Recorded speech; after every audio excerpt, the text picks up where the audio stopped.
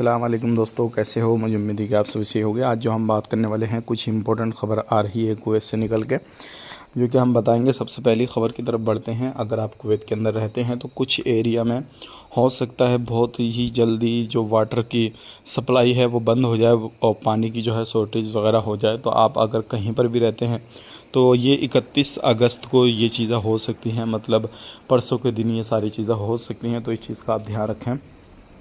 बात कर लेते हैं। यहाँ पे कुछ होटल रेस्टोरेंट वगैरह को बंद किया गया है, और जिसमें कि मुबारक अल कबीर के अंदर एक होटल के अंदर जो खाना था और जो मीट वगैरह था वो काफ़ी ज़्यादा सड़ चुका था, एक्सपायर हो गया था, बुरी उसके अंदर से आ रही थी और कीड़े वगैरह पड़ गए। लेकिन फिर भी जो था उसको साफ़ करके बनाया जा रहा था और कस्टमर को दिया जा रहा था। तो बल्दिया की तरफ से सारा मीट को पकड़ा गया और जो होटल था उसको बंद किया गया। अब उन पर मुखालिफ लगेंगे और कुछ होटलों को हमेशा के लिए भी बंद किया जाएगा।